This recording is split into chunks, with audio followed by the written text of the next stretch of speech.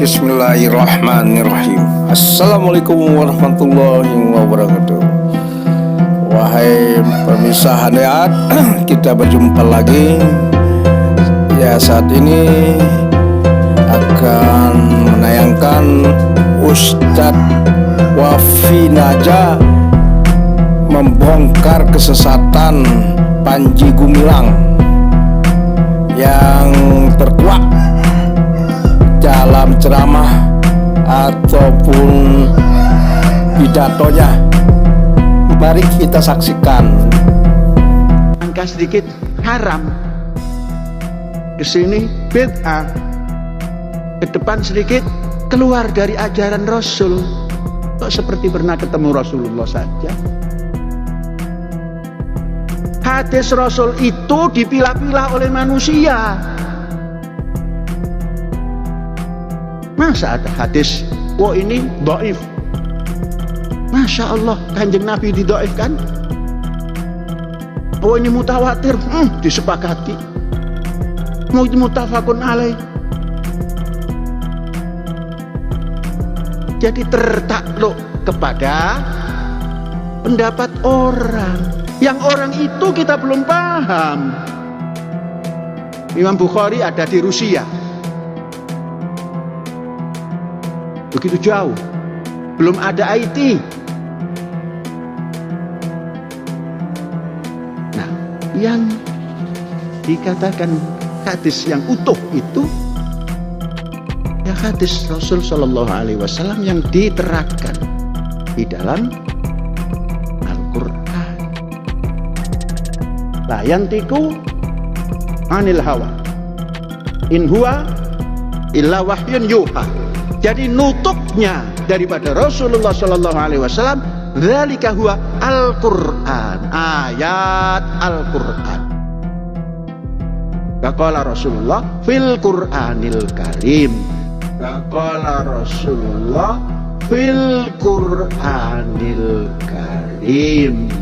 Mengapa Rasulullah? Rasulullah mendapat wahyu dari Gusti Allah.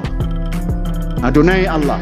Wah, itu menyala ya, sudah out of the box. Alhamdulillah, barusan kita sudah mendengarkan apa yang disampaikan oleh Bapak Panji Gumilang, pimpinan pesantren Az-Zaitun.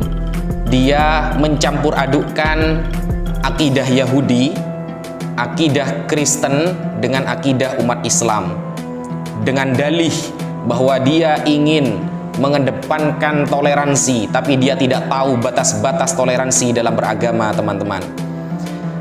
Di akhir video barusan, dia mengatakan Adonai, Adonai Allah.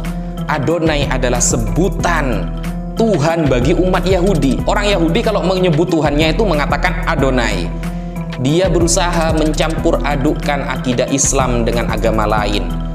Inilah pemikiran liberal yang hakiki, teman-teman. Lalu dia menolak hadis Rasulullah Sallallahu Alaihi Wasallam hanya gara-gara alasan yang sangat tidak ilmiah. Dia utarakan dengan mengatakan hadis ini diotak-atik oleh manusia.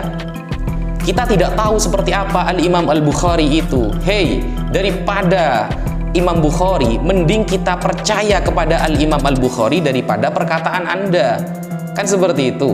Kita lebih baik percaya kepada para ulama yang keilmuannya sudah matang daripada percaya kepada Anda yang ilmunya gak ada sama sekali, Panji Gumilang.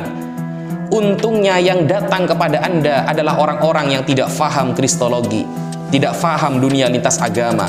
Kalau sampai yang turun dan menghadapi Anda adalah orang-orang yang faham lintas agama, Anda akan mati kutu di sana. Kenapa? Apa yang Anda sampaikan itu sudah bertentangan. Di dunia lintas agama, kita sering berdiskusi dengan Kristen, kadang dengan Yahudi. Dan apa yang Anda narasikan itu sebenarnya sudah pernah dinarasikan oleh agama lain. Lalu Anda ingin mencampur adukkan akidah kita, seolah-olah dengan background konsep toleransi, tapi toleransinya menabrak akidah Islam. Anda mengatakan bahwa Anda tidak menerima hadis hanya gara-gara diotak-atik oleh manusia. Padahal Allah Subhanahu wa Ta'ala mengatakan di dalam Al-Quran, fas'alu ahla dzikri in kuntum la ta'lamun. Bertanyalah kepada para ulama kalau kalian tidak tahu. Nah, standar para ulama ini sudah jelas. Makanya belajar ilmu mustalahul hadis, belajar ilmu usul fikih, belajar ilmu manhajut tafsir agar Anda faham, gitu loh. Kalau Anda berhadapan dengan orang-orang yang faham lintas agama, Anda akan keteteran nantinya. Dan kalau Anda berdalih tidak ingin menerima hadis, hanya Al-Quran yang jelas-jelas dari Allah, Allah menurunkan melalui malaikat Jibril kepada Rasulullah, maka ingatlah Panji Gumilang, Al-Quran pun itu sudah banyak diotak-atik oleh manusia, tetapi manusia yang mengotak-atik adalah manusia pilihan. Contohnya di zaman Sayyidina Abu Bakar As-Siddiq, ketika Sayyidina Umar memiliki inisiatif untuk mengumpulkan Al-Quran menjadi satu mushaf, karena beliau memandang pada perang Yamamah banyak orang-orang yang hafal Al-Quran terbunuh, mati syahid, maka beliau punya inisiatif mengumpulkan satu Al-Quran. Di zaman Sayyidina Utsman bin Affan, beliau memiliki inisiatif untuk membakar semua dialek-dialek yang tidak ada sanadnya kepada Rasulullah, karena sanad itu penting. Al-Imam Abdullah bin Al-Mubarak mengatakan, al-isnadu minad-din laulal isnad laqala man syaa ma syaa. Sanad bagian dari agama, andaikan tak ada sanad maka orang akan berkata semaunya, seperti Panji Gumilang. Nah, otak-atik Al-Quran ini tujuannya untuk menjaga Al-Quran, sehingga dialek-dialek yang didengar oleh sahabat Hudzaifah bin Al-Yaman, banyak orang-orang yang membaca Al-Quran tidak sesuai dengan yang diajarkan oleh Rasulullah, maka beliau mengadukan itu kepada Sayyidina Utsman, dan Sayyidina Utsman memiliki inisiatif untuk mengumpulkan riwayat Al-Quran yang benar-benar dari Rasulullah dan membakar semua riwayat-riwayat dialek-dialek yang tidak sama atau tidak pernah diajarkan oleh Rasulullah. Sehingga ketika ada orang sahabat mengatakan suatu ayat, lalu sahabat lain akan mengatakan sammulana rijalakum, sampaikan kepada kami kamu mendapatkan bacaan itu atau riwayat itu dari siapa. Inilah penjagaan Al-Quran. Lalu hadis itu benar-benar dijaga oleh para ulama, dijaga oleh para tabi'in dan para sahabat. Bagaimana? Makanya kalau pernah belajar ilmu mustalahul hadis, maka Panji Gumilang tidak akan sewena-wena mengatakan seperti itu, teman-teman. Kenapa? Rasulullah sudah bersabda, inni taraktu fikum ifnani lau tamassaktum bihima lan tadillu abada. Aku tinggalkan dua perkara bagi kalian, kata Rasulullah. Kalau dua perkara itu kalian pegang teguh, maka kalian tidak akan tersesat selamanya. Apa itu? Yang pertama Al-Quran, yang kedua adalah sunnah Rasulullah Sallallahu Alaihi Wasallam. Apa sunnah Rasulullah? Sunnah Rasulullah itu meliputi ucapan Nabi, atau kita katakan hadis, pekerjaan Nabi, kemudian takrirun Nabi, hal-hal yang disepakati atau disetujui oleh Rasulullah Sallallahu Alaihi Wasallam. Sehingga hadis ini bisa dikatakan sahih, bisa dikatakan benar-benar dari Rasulullah, harus melewati 5 penelitian. Kalau sudah ada 5 penelitian ini lolos, ya, dengan 5 penelitian ini lolos, maka hadis itu bisa dikatakan sahih. Yang pertama, ittisalus sanad. Sanadnya harus sambung dari murid kepada guru sampai kepada Rasulullah. Yang kedua, adalatur rawi. Rawi yang meriwayatkan harus orang adil. Adil maksudnya apa? Malakatun tahmilu ala mulazamati taqwa wal muru'ah. Orang yang meriwayatkan itu selalu menjaga ketakwaannya dan muru'ahnya, sehingga orang yang ahli maksiat, ahli menyebarkan bidah atau bid'ah, maka dia tidak boleh meriwayatkan hadis, ditolak hadisnya. Kemudian yang ketiga, syaratnya hadis itu sahih harus dobat. Apa dobat? Dobat itu artinya kecermatan, cekatan, kecerdasannya itu di atas rata-rata, teman-teman. Dobat dibagi menjadi 2, ada dobat soder, ada dobat kitab. Dobat soder, dia benar-benar hafal kepada hadis tersebut sehingga dia bisa mengungkapkannya kapan saja.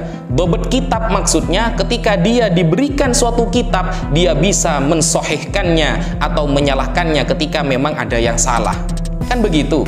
Lalu hadis itu bisa dikatakan sahih ketika tidak ada syad, Apa syad itu? Pendapat orang ini tidak bertentangan dengan pendapat orang yang lebih alim daripada dia. Dan juga syarat hadis itu harus sahih, tidak terjadi illat wasfun khafi di dalam suatu teks hadis tersebut. Ketatnya para ulama dalam menjaga hadis, makanya ada ilmu yang namanya jarhu wa ta'dil, sehingga orang-orang yang kredibilitasnya tidak bisa dipertanggungjawabkan, dia pernah berbohong, dia sering melakukan maksiat, maka dia tidak diterima hadisnya. Ketat menjaga hadis ini adalah metode dari para ulama, karena ulama kita jadikan rujukan utama. Rasulullah menyampaikan kepada sahabat, sahabat menyampaikan kepada tabi'in, tabi'in kepada para ulama, kita ikut ulama. Seperti itu loh.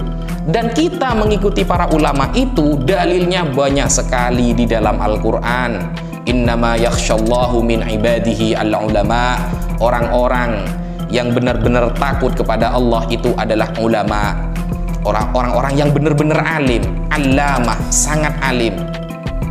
Kemudian di dalam Al-Quran juga dikatakan ati'ullaha wa ati'ur rasul wa ulil amri. Taatlah kepada Allah, taatlah kepada Rasul dan ulil amri. Maksudnya ulil amri, kata Al-Imam Abu Aliyah, kata Al-Imam Ibnu Abbas, sahabat Abdullah bin Abbas, dan Imam Ar-Rabi' dan lain sebagainya, ulil amri maksudnya kita harus ikut kepada para ulama yang sangat mendalam ilmunya. Makanya Al-Imam Ahmad bin Hanbal di dalam Muqaddimah A'lamul Muwaqqi'in an Rabbil Alamin yang ditulis oleh Al-Imam Ibnul Qayyim Al-Jauziyah, seorang ulama bisa mencapai tingkatan ijtihad, mujtahid ketika hafalannya minimal 400.000 hadis, teman-teman. Kalau hafalannya sudah mencapai 400.000 hadis, kata Imam Ahmad, maka dia sudah bisa berijtihad, mengambil hukum langsung kepada Al-Quran. Panji Gumilang hafal berapa? Arba'in Nawawi hafal nggak dia? Kan seperti itu. Begitulah yang ingin saya sampaikan.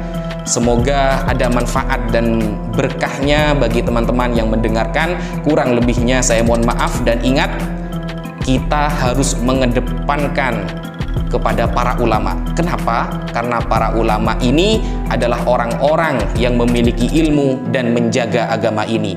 Ada satu hadis sebelum saya pamit, ada satu hadis yang disampaikan oleh Rasulullah. Hadisnya sahih. Rasulullah pernah mengatakan, Innallaha la yakbidul ilmah intiza'an yantazi'uhu minal ibad. Allah tidak mencabut ilmu di dunia ini dengan cara mencabut dari hati manusia. Tidak. Walakin yakbidul ilma biqabdil ulama. Tetapi Allah mencabut ilmu dengan cara mewafatkan para ulama. Hatta idza lam yubqi aliman. Sehingga kalau di dunia sudah tidak ada orang yang alim, tidak ada para ulama, maka ittakhadhan nasu ru'usan juhala. Orang-orang masyarakat akan mengangkat orang bodoh menjadi ulama. Fasu'ilu fa'aftau bi ghairi ilmin.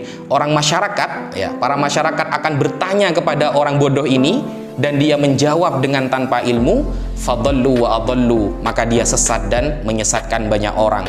Termasuk tanda kiamat, hilangnya ilmu di dunia dengan wafatnya para ulama. Sekian dari saya, kurang lebihnya mohon maaf. Wassalamualaikum warahmatullahi taala wabarakatuh.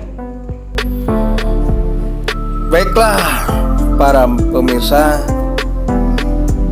itulah yang dibongkar sama Ustadz Wafin Naja tentang kesesatan Panji Gumilang yang telah menghinakan alim, ulama sama rasul-rasulnya. Oke, kita akhiri sampai di sini saja. Wabillahi taufik wal hidayah. Wassalamualaikum warahmatullahi wabarakatuh.